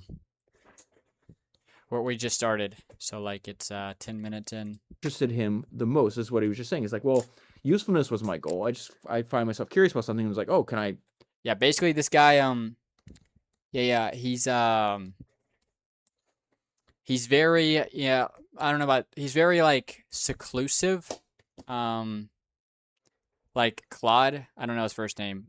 Shannon Claude or whatever. Yeah, very, very like, I don't know. I wouldn't say introverted. It sounds like, yeah, he's probably not introverted, but basically he does what he does and he does it alone. And he's, yeah, he kind of like, it's kind of a lone figure, solitude type of guy, reclusive. I don't know if that's the right word. Yeah, maybe.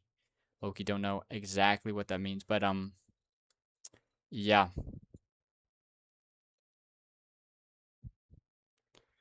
But yeah, we'll continue. Can I solve this problem? Can I prove this theorem? Can I build a machine that does all this? He's just obsessed with puzzles and Oh, following his own curiosity. yeah, yeah. And then I'll stop you talking. might wonder, it's like, okay, well, he could have made a lot more money. He could have been, he was awarded a lot of awards, but he never like chased them. He could have been, out there speaking all the time, increasing his public profile. And so like, why, like, what was it? Why is this person so different? Like, why is he acting so differently than others who were in a similar position? And the answer that you obviously arrive at after you read the book is like, oh, he's just following his natural curiosity in everything he does. And this is what he says: I think that history of science has shown that valuable consequences often proliferate from simple curiosity. Goes back to the importance of following your natural drift. Shannon would say that his interest in mathematics, even any of the interest in mathematics from a young age, has a very simple source. It just came easily to him. And he says, I think one tends to get into work that you find easy for yourself. And then what you realize, you can also tell, like, okay, you can tell a lot about a person by what they choose to work on, but you can also tell a lot about a person by what they choose not to do. And he started studying chemistry. He's like, oh, I don't like this subject because it has too many facts and too few principles. So he says he disliked the kind of facts that he couldn't bring under a rule and abstract his way out of. He says, chemistry always seemed dull to me.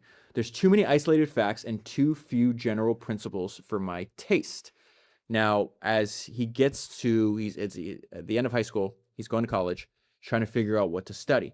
And something that he'll be described by his entire life, from when he was a younger kid to even later on when, unfortunately, he winds up getting Alzheimer's and passing away. But even later, in later age, that he was just extremely indecisive. He liked working on multiple things at one time. He was a natural born tinkerer. He was never just focused on one thing, even when he was writing his papers and even when he was at his most productive, when he was, his early 20s, early to late 20s. But this indecisive nature inadvertently is going to help him later in life because, when he's a teenager, he's like, what the hell am I going to study?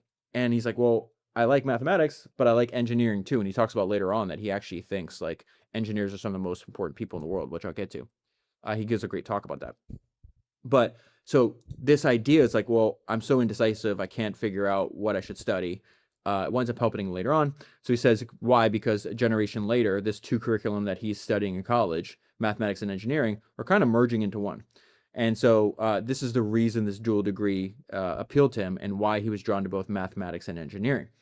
And he says, he admitted that his choice of a dual degree wasn't part of a grand design for his career. It was simply adolescent indecision. I wasn't really quite sure what I liked best. Those studies gave him his first taste of communication engineering, which he found especially to his liking. Why? Because it blended practice and theory. So did he his entire life. That's just his personality, this blend of practice and theory. Shannon's variety of indecision, which he never entirely outgrew, would prove crucial to his later work. This is why it's important. Someone content to build things might have been happy with a single degree in engineering. Someone drawn more to theory might have been satisfied with studying math alone. Shannon, mathematically and mechanically inclined, could not make up his mind, but the result left him trained in two fields that would prove essential to his later successes. And so after he's done with school, right when he's done with his undergraduate degrees, one of the most important things to ever happen in Claude Shannon's life is he sees a job opening, okay, typed up on a postcard, posted to an engineering bulletin board, and it's saying, come to MIT and run what at the time is going to be the largest analog computer in the world. And I will tell you why it's not only running the largest analog computer in the world at the time, it's going to be really important to his future innovations and the foundation of information theory, what he derives from that. But more importantly, it puts him in touch with his mentor, which Yo, okay, he's like, this guy didn't talk this fast always. Maybe it's just like this one. I mean, yo, he is excited about what he's saying a lot of times, but I feel like right now I'm getting a little bit of a blur with a lot of the stuff he's saying, which is not fun. I'll continue. I'll get to in 1 second. So it says it was an invitation to help build a mechanical brain. Shannon noticed it in the spring of 1936. The job was to be a master's student and assistant on the differential analyzer at MIT. And it was tailor-made for a young man who could find equal joy in equations and construction, which you and I just talked about. Thinking and building. This is what Shannon said about this. I pushed hard for that job and I got it. That was one of the luckiest things of my life. Luck may have played a role, but the application's acceptance was also a testament to the keen eye of a figure who would shape the rest of Shannon's life and the course of American science? Vannevar Bush. Okay, so Vannevar Bush is one of the most important people in American history. If you read a book about anybody doing important science and engineering in the United States in 1930s, 1940s, 1950s, Vannevar Bush will probably pop up as some supporting character. If you want more details about him, I've done 2 episodes on him. It was episode 270 and 271, but this book also gives you insight and a little overview into some of his accomplishments. But I would say most important thing in terms of the relation to the story you and I are going over right now is he's the first person to actually see Claude Shannon for what he was, which is a near universal genius. So it says Vannevar Bush would preside over a custom-made brain the size of a room. He'd counsel presidents. He'd direct the nation's scientists during World War II. He was called the man who may win or lose the war and the general of physics. He was the first person to see Claude Shannon for who he was. Bush believed Shannon to be an almost universal genius whose talents might be channeled into any direction. And also speaks to Claude Shannon's intelligence that this winds up being his mentor, but he also heeds most of the advice and accepts the direction of Vannevar Bush, especially when he was a young man. Then they talk about this is what Bush is hiring a young Claude Shannon to do, which is like, I want you to run this differential analyzer. So I do think there's some fantastic images online about just, essentially this brain the size of a room if you want to go look at it. But this is a description of one of the world's first large-scale analog computers. The differential analyzer was a brain the size of a room, a metal calculus machine that could whir away at a problem for days and nights on end before it ground to a halt. One problem, which measured the effects of the Earth's magnetic field on cosmic rays, took 30 weeks of spinning gears. But when it was done, the differential analyzer had solved, by brute force, equations so complex that even trying to attack them with human brain power would have been pointless. Indeed, Bush's lab now owned this is fantastic. Bush's lab now owned the computational power to turn from the problems of industry to some of the fundamental designs of physics. This was the computer before the digital revolution. And so essentially Bush locks Claude Shannon in a room with this machine that is built to automate thought. And it is built in the name of industry and efficiency to remove the art from math. And in the midst of his work, he came to understand that he knew another way of automating thought, one that would ultimately prove far more powerful than the analog machine. So this, again, goes back to his work on information theory, which we'll get to in a minute. During this, Claude comes up with a very interesting insight. He says logic, just like a machine, was a tool for democratizing force. Built with enough precision and skill, it could multiply the power of the gifted and the average alike. I don't think I've ever heard it described that way. It's very interesting. And then the book does a great job of describing this transition from which, Claude Shannon obviously played a huge role in bringing about this transition from analog computers to digital ones. Less than a decade after Shannon's paper, the great analog machine was effectively obsolete, replaced by digital computers that could do that same work literally 1,000 times faster, answering questions in real time, driven by thousands of logic gates. The design of these computers was a direct descendant of Shannon's discovery. And then Vannevar Bush makes a few interesting observations about Shannon here, and I think it was really interesting.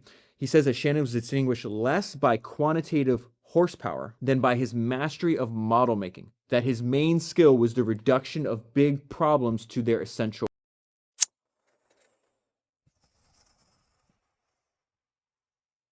Yeah, I'm not feeling this one. Yo, this one's low-key. I don't know. We're 20 minutes into the 50-minute podcast. I don't know. This one's not a good one.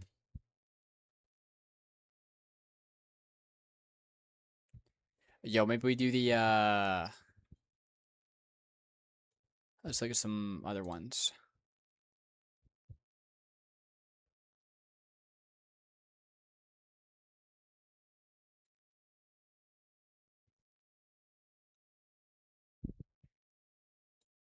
Yo, this one's good. Yo, this one's anything about Steve Jobs is always good. We'll do this one. Well, it's the first time I've seen a podcast. Probably won't be For a long time, people have been the next time. Or the last time. Gotcha. For a long time, people have been asking me, can you make a podcast on failure? There's a brand new book called Steve Jobs in Exile, The Untold Story of Next and the Remaking of an American Visionary. And it was written by Jeffrey Kane.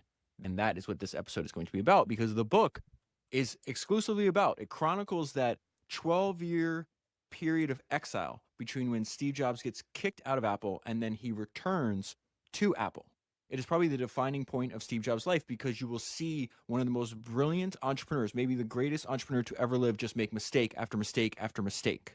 And the longer he's in exile, the more the pressure builds because he's burning through his entire fortune. And yet, because we know what happens after he returns to Apple, this is somehow one of the most inspiring stories because of Steve's refusal to quit and then his ability to transform, to build himself into the kind of leader and entrepreneur that deserves to run Apple.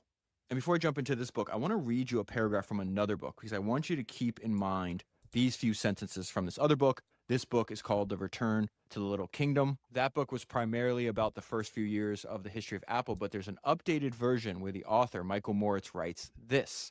Many are familiar with the reemergence of Apple. They may not be as familiar with the fact that it has few, if any, parallels. When did a founder ever return to the company from which he had been rudely rejected to engineer a turnaround as complete and spectacular as Apple's? While turnarounds are difficult in any circumstances, they are doubly difficult in a technology company. It is not too much of a stretch to say that Steve founded Apple not once, but twice. And the second time, he was alone. The book that you and I are going to talk about right now, Steve Jobs in Exile, tells in great detail the personal transformation that Steve Jobs had to go through to be able to refound Apple. I'm going to get right into the book. It says every waking moment of his adult life had been spent building Apple. Long days, longer nights. Now he had no real friends, no other life to turn to. Steve decided to disappear for a while, to step away from his old life and to think. Suddenly he was gone and nobody knew where the hell he was. And they didn't know if he would come back. So Steve Jobs is going to officially get kicked out of Apple in September 1985. Before that, he's stripped away of all his power. So he spends the summer in Paris trying to figure out what the hell he's going to do next. And he talks about this in an interview. He says, you probably had somebody punch you in the stomach and it knocks the wind out of you. If you relax, you'll start to breathe again. That's how I felt all summer long. And so during the summer, he goes to Paris with his girlfriend at the time, this woman named Tina. And so at the time, he's wondering, he's like, okay, well, I have this fortune. Maybe I'll just live a quiet life in Paris. And so his girlfriend wrote him a letter about this time that they were together when he had a major turning point in his life. And this is what she wrote. We were on a bridge in Paris in the summer of 1985. It was overcast. We leaned against the smooth stone rail and stared at the green water rolling on below. Your world had cleaved, and then it paused, waiting to rearrange itself around whatever you chose next. Yo, testing. Okay, we're back. Here the stream kind of bugged for a second. Yo, that letter was crazy. Wait, what the heck? Let's read. Yo, holy girlfriend, bro. Oh my gosh, yo, that was like actually crazy. Yo, here it is again. Major turning point in his life. And this is what she wrote. We were on a bridge in Paris in the summer of 1985. It was overcast. We leaned against the smooth stone rail and stared at the green water rolling on below. Your world had cleaved, and then it paused, waiting to rearrange itself around whatever you chose next. I wanted to run away from what we had come before. I tried to convince you to begin a new life with me in Paris itself, and the next